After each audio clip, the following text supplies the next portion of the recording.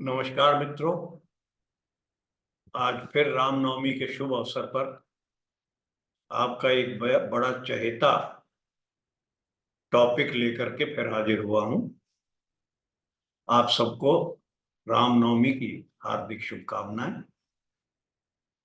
भगवान श्री राम हम पर कृपा बनाए रखे, हम सब पर। तो आज जो टॉपिक है वो हमारे जीवन से बहुत ज्यादा जुड़ा हुआ है। मैं जीवन में समझता हूं प्रायोरिटी के हिसाब से कि सबसे पहले हमारे परिवार का महत्व है। अगर परिवार हमारा एक साथ है, एक साथ हम खड़े हुए हैं, तो जीवन अपने आप बहुत ठीक हो जाता है। दूसरा, मैं मानता हूं हेल्थ, सेहत। शरीर से आप ठीक रहें, मानसिक ठीक रहें, संतुलन रहे, शारीरिक कष्ट ना हो, तो आप सुखी रहेंगे। और जो तीसरा इंपॉर्टेंट टॉपिक पॉइंट है वो है धन, वेल्थ। तो आज हम कुछ हट के नियम देंगे कि जिससे भी आदमी को वेल्थ मिल सकती है। और ये हम नियम नीच राशि में बैठे हुए ग्रह कब धन दे सकते हैं, इस विषय में हम एक नीच राशि का सूत्र पराशर जी का हम रेफर कर सकते हैं कि कोई भी ग्रह त्रिक भाव में नीच राशि में बैठा हो, विराजमान हो, इनमें स्पेशली 3, 6, 8, तो वो ग्रह उस भाव को बली कर देता है। अगर वो सेकंड लॉर्ड या 11th लॉर्ड जो हमारे धन के भाव है, उनका स्वामी 3, 6, 8 में नीच राशि में विराजमान हो, तो वो एक धन योग है पराशर जी के हिसाब से। दूसरा, हमने इसको जैमिनी की अर्गला से देखा था कि किसी भाव में हम धन की बात कर रहे हैं तो 2 और 11 में अगर उसका स्वामी ही अर्गला कर रहा है और दृष्टि भी दे रहा है, तो वो भाव बली हो जाते हैं। अगर वो दूसरा भाव है तो धन का संचय हो जाएगा, 11वां भाव है तो लाभ बहुत होंगे। ये सूत्र हम बात कर चुके हैं। अब हम आते हैं पराशर जी का जो सामान्य धन योग है, उसको थोड़ा सा रिफ्रेश कर लेते हैं।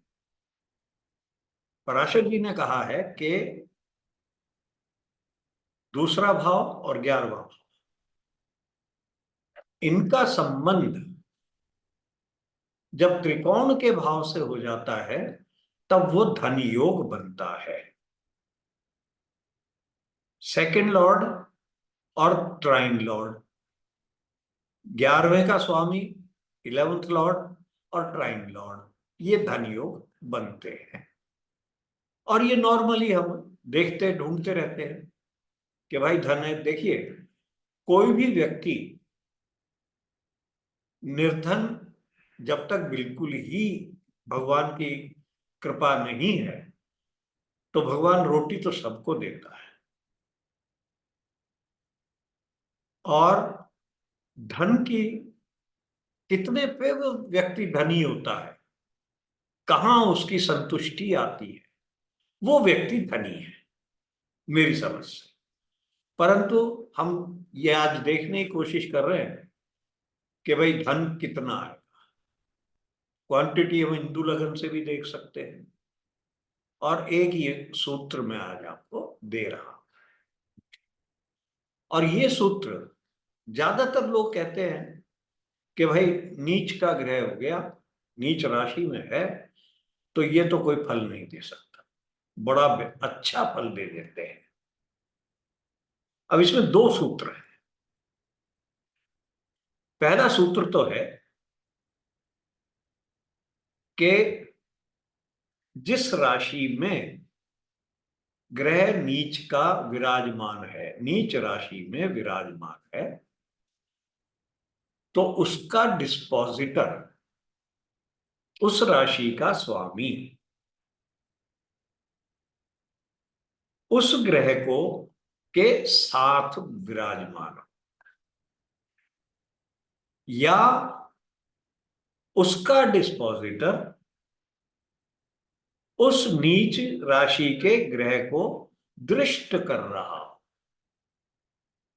अब ये कहीं भी हो सकते हैं, कोई भी हो सकते हैं, जरूरी नहीं कि वो द्वितीयेश ही हो या एकादशेश ही हो या त्रिकोण का स्वामी हो या केंद्र, कोई भी हो सकता है।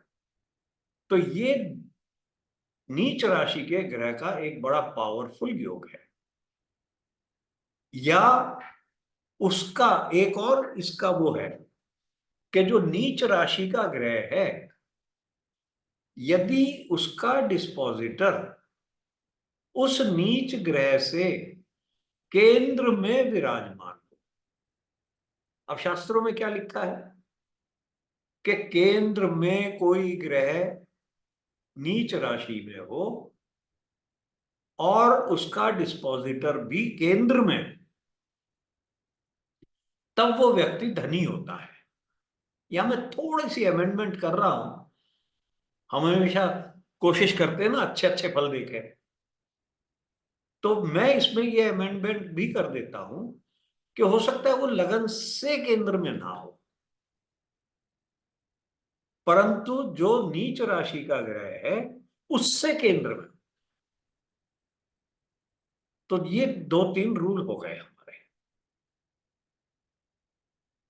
मेरे ख्याल में इसको और व्याख्या करने की जरूरत नहीं है, समझ में आ गया। सिंपल रूल है कि वो जो डिस्पोजिटर है नीच राशि में ग्रह का, वो उससे केंद्र में हो, लगन से केंद्र में हो तो बहुत अच्छा है, या उसका डिस्पोजिटर उसके साथ हो, या उसको दृष्ट कर।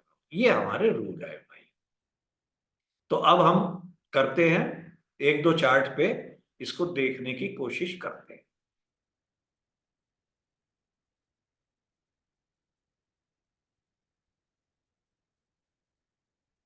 अब ये जो पहला चार्ट मैं ले रहा हूं, ये बिल गेट्स का चार्ट है। सब मानते हैं भाई बड़ा धनी आदमी था। अब यहां आप नॉर्मल पराशरी नियम लगाओ। द्वितीयेश सूर्य है और एकादशेश शुक्र है, ये दोनों एक साथ विराजमान है, युति में है, चौथे भाव में। परंतु त्रिकोण के जो स्वामी हैं, चंद्रमा, मंगल और बृहस्पति, इनसे कोई संबंध नहीं आ रहा। तो हम उस रूल में कहेंगे कि भाई ये धनयोग नहीं बना, भैया ये धनी नहीं है, क्योंकि 2 और 11 का त्रिकोण से संबंध आना चाहिए पराशर जी के हिसाब से। यहां तो इन दोनों का संबंध शनि से आ रहा है, जो इस लगन के लिए अच्छे ग्रह नहीं है। सप्तम और अष्टमेश है, और वो सप्तमेश मारक होकर के सप्तम भाव केंद्र के स्वामी है और उच्च राशि में विराजमान है। ठीक है, तो इसको हम नीच भंग कह सकते हैं सूर्य का। पर अब हम अपने सूत्र पे आते हैं जो अभी हम बात कर रहे थे, कि कोई भी नीच राशि का ग्रह केंद्र में नीच का है। सूर्य महाराज नीच राशि में विराजमान है, और जो इनके डिस्पोजिटर है शुक्र, वो इनके साथ ही विराजमान है, युति में है। ये धनयोग हुआ। नॉर्मल पराशरी नियम से हम धनयोग नहीं लगा पा रहे थे, पर अब हम हमारा लग गया। अब यहां पर आप देखोगे कि दूसरे 11वें भाव में केतु विराजमान है और सेकंड हाउस में बृहस्पति है जो 9th लॉर्ड है। ये धन संचय दे देंगे, ये मानते हैं हम। परंतु नॉर्मल पराशरी धन योग हमको नहीं दिख रहा है। अब हम दूसरे चार्ट पे आते हैं। ये हमने चार्ट लिया है पेले, महान फुटबॉल खिलाड़ी, काफी उथल पुथल की इनका जीवन रहा। यहां ये किस लिए लिया है मैंने चार्ट? यहां पर आप देखिए कि 2 और 11 के स्वामी बुध है, ठीक है। अब बुध बृहस्पति से दृष्ट हैं जो त्रिकोण के स्वामी और लग्नेश के साथ है। अब यह लग्नेश सूर्य और शनि दोनों नीच राशि में हैं। अब मैं इसको सूर्य पे लगा के देखता हूं इस नियम को। सूर्य के डिस्पोजिटर शुक्र हुए, वो सूर्य से केंद्र में नहीं है। मैंने इसलिए इस रूल को मॉडिफाई किया था। यहां सूर्य भी केंद्र में नहीं है और इनके जो डिस्पोजिटर है वो सूर्य से केंद्र में नहीं। अब मैं देखता हूं शनि को। शनि महाराज भी नीच राशि में विराजमान है और इनके डिस्पोजिटर शनि से केंद्र में नहीं है। अब 3 पार्ट थे हमारे उस रूल का, परंतु इसका डिस्पोजिटर मंगल शनि को दृष्ट कर रहे हैं अपनी 8वीं दृष्टि से। अब देखिए, जब भी डिस्पोजिटर उसको देखेगा या साथ होगा तो उस नीच ग्रह के भाव का वो स्वामी हो गया, ठीक है। पहले बीमार तो रहे काफी और फुटबॉल में नाम भी बहुत कमाया और धन भी कमाया। तो ये दूसरी वानगी थी, किस तरह से इसको देखते हैं। एक और चार्ट लेंगे।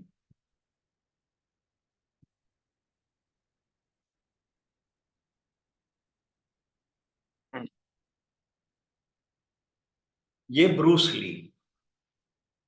अब ये देखो, मंगल से आ रहा है, मंगल से योग बन रहा है। मैं इसको केवल धनयोग ही नहीं मानता हूं, मैं इसको स्टेटस भी मानता हूं कि अच्छी किसी पोजीशन पे ला करके दो नीच के ग्रह परस्पर दृष्टि रख जाए, केंद्र में हो जाए।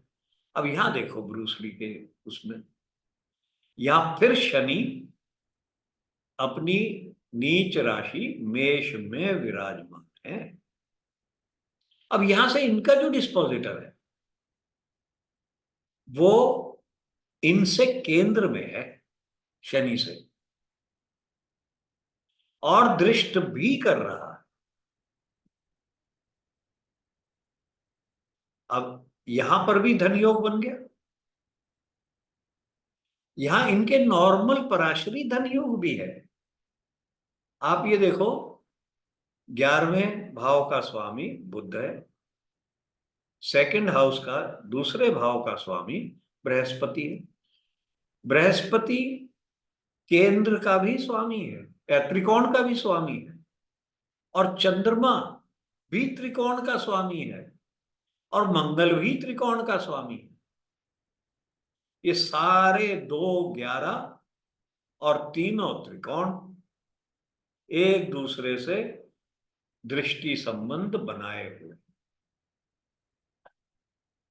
तो इसका तो बहुत ज्यादा हो गया, अच्छा खासा। अब इसने जब कैंसर हो गया था तो क्या क्या पता नहीं डोनेट किया है, लैंड किया है, या $100 मिलियन दिए हैं, या 100 एकड़, मुझे याद नहीं है। पर हाँ, इसने बहुत अच्छा कैंसर के लिए काम किया, सारी अपनी पूंजी उसमें लगा दी। तो ये हमारा आज का नियम था। ठीक है। बहुत आपके पास अब क्या ही नियम हो गए हैं धन देखने के, और हर एक के उसमें कहीं ना कहीं धन मिल जाता है। अब आप ये देखिए, ज्यादातर हम लोग नीच ग्रह देख करके घबरा जाते हैं कि मेरे तो ये ग्रह, 2 ग्रह नीच के हो गए, या एक ग्रह नीच का हो गया तो कुंडली बेकार हो गई। नहीं भैया, 94% तो ग्रह का नीचत्व समाप्त हो जाता है, कैंसिलेशन हो जाता है। मेरे पास ऐसे ऐसे उदाहरण हैं कि तीन तीन ग्रह उच्च राशि में विराजमान हैं, बैठे हुए हैं, कोई भी ग्रह नीच का नहीं है, और कितनी तकलीफ में वो व्यक्ति अपना जीवन गुजार के गया, ये भी है। तो मेरा तो बड़ा मैसेज होता है कि नीच राशि का ग्रह देख करके घबराना नहीं है। हो सकता है ये ब्लेसिंग हो। मेरी खुद की कुंडली में 2 ग्रह नीच के हैं और 2 उच्च के हैं। ठीक है, तो घबराना नहीं है। और ये नीच ग्रह का मैंने एक एक लगन के लिए, एक एक ग्रह के लिए, हर लगन के लिए आपको उनके रूल्स दिए हैं। वो मेरी पुस्तक है सरल 2। मैं एक्चुअली भैया वो प्रोपेगेट नहीं कर रहा हूं, पढ़ ली होगी आप लोगों ने, तो बहुतों ने पढ़ ली है वो, क्योंकि काफी पॉपुलर हुई है। तो उसमें मैंने सारे दिए हैं, पर ये उससे हटके है ये रूल धन देने का। वहां मैंने नीच के ग्रह को एनालाइज किया है, कब अच्छा फल देगा, कब खराब फल देगा। ये सूत्र धन योग का सूत्र है, स्टेटस का सूत्र है, आपको अच्छी पोजीशन दिला सकता है, जीवन में सफलता दिला सकता है। ये जो आज का सूत्र हमने आपके साथ शेयर किया है, तो आज बस इतना ही। नमस्कार मित्रों, आज के लिए अब बंद करते हैं।